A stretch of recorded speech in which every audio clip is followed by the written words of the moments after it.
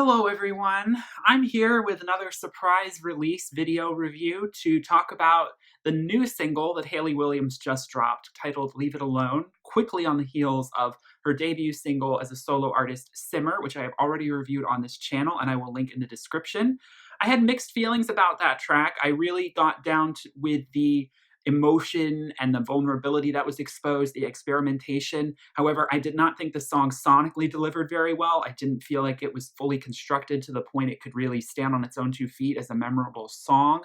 I feel like in the context of this whole album, it will sound a lot stronger because I feel like it's a song that just sort of is a part of a continuing narrative. But like I said, isolated on its own, it's a bit too much of a tease. It leaves too much to be desired. But that's why I'm so glad that Hayley did not wait too long to give us another offering, because Leave It Alone is, I just think, it's very similar in the production style to Simmer. These very short guitar riffs, these close to the microphone deliveries of her vocals, very breathy, very spaced out, very kind of almost folk inspired, and very left field from what we've expected to see and hear from her. But this song just, the threads all connect and come together in a way that is so much more satisfying for me in the chorus. And it tastes so bitter, but I can't leave it alone. There's that same sort of really rushed delivery of the chorus to sort of tell yourself in sort of this very sort of frustrated, fragmented state of mind that you've got all these things you have to process and deal with, but you're kind of having to like shut it down in your head, like where these thoughts are taking you. It's like these depths of depression and anxiety and worry. And in her lyrics, she is processing and going down all of those avenues. Don't nobody tell me that God don't have a sense of humor, because now that I want to live, well, everyone around me is dying. Becoming friends with the noose that I made, and I keep trying to untie it, make it into something useful, or maybe hang it through a window pane, turn it into a fire escape. These lyrics like cut me open like a knife. Like, this is just so raw and earnest, describing depression and all of the deep dark fears we have around feeling love for other people, or feeling even just any form of attachment to basically anything, because we have experienced loss and the cruel fate of things passing away or leaving us, breakups, death, illness. Hayley references her grandmother, who had this really tragic fall not too long ago. And it was, just this really eye opening experience for her, where, like, in her family, it was this trauma.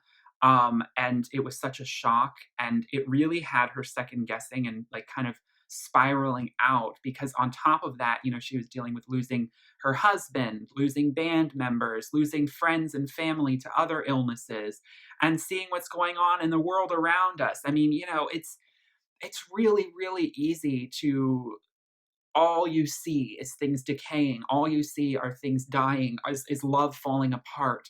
What's the point of even trying with love again?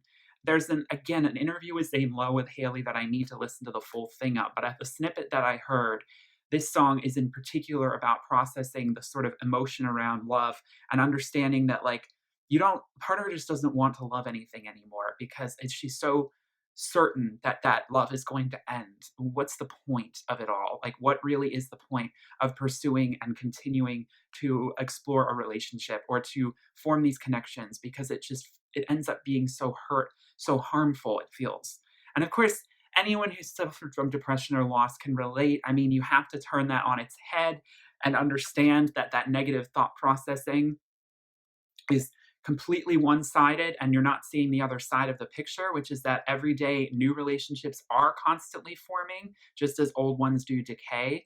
It's really hard to completely ignore the dark stuff that constantly is occurring and the losses that keep happening for us. But it truly kind of is, for everything we lose, we gain something. We just oftentimes don't see it as an equivalency, because that thing we gained is something that we weren't looking to gain, and the thing we lost is what we're so fixated on.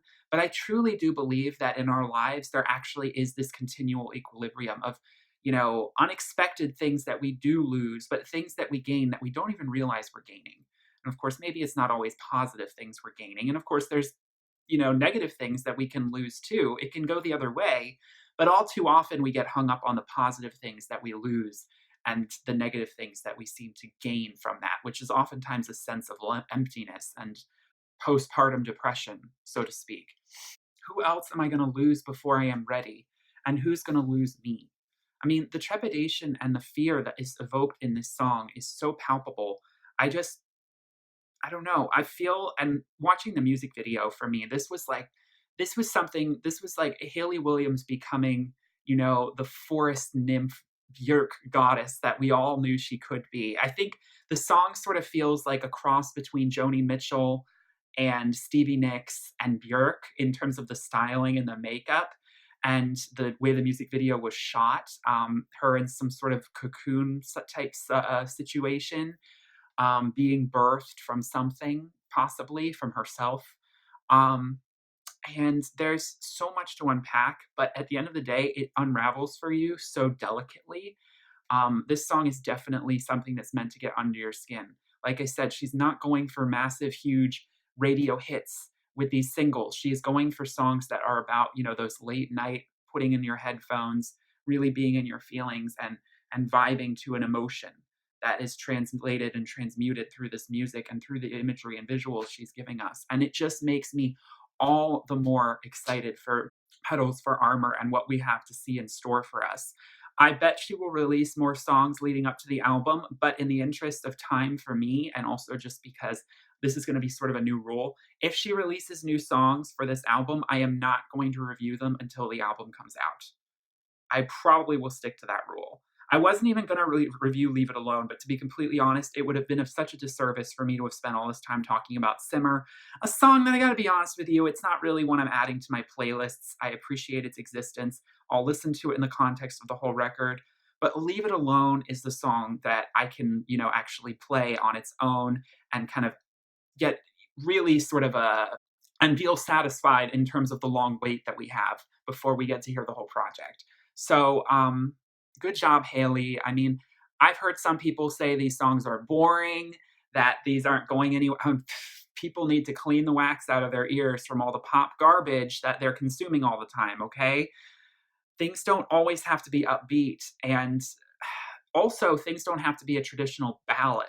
Like I like that these songs are so unconventional in the way you're not really unsure where they're going. They're a bit cautious in their delivery, but they're not just a traditional sort of really like sweeping ballad. I mean, those are great too.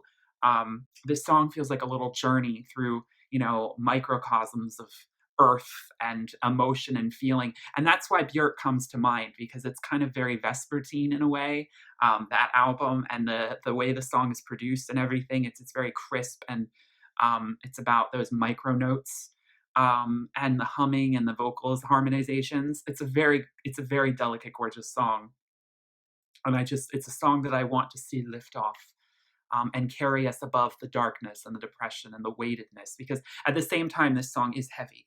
The context around it, the emphasis of the darkness, you can feel it all around you. But this song does feel like it's escaping it at the same time. I think it's a beautiful transcendental track, and a million times better than Simmer in terms of the actual sonics and construction and everything. So great job, Hayley. Looking forward to Petals for Armor. That's all I got to say about that. Let me know in the comments what your thoughts on this track were, and if you agree that it's better than Simmer. And I'll see you all in my next video. Thank you for watching. Please give this video a like and subscribe if you enjoyed. Peace, love, and light.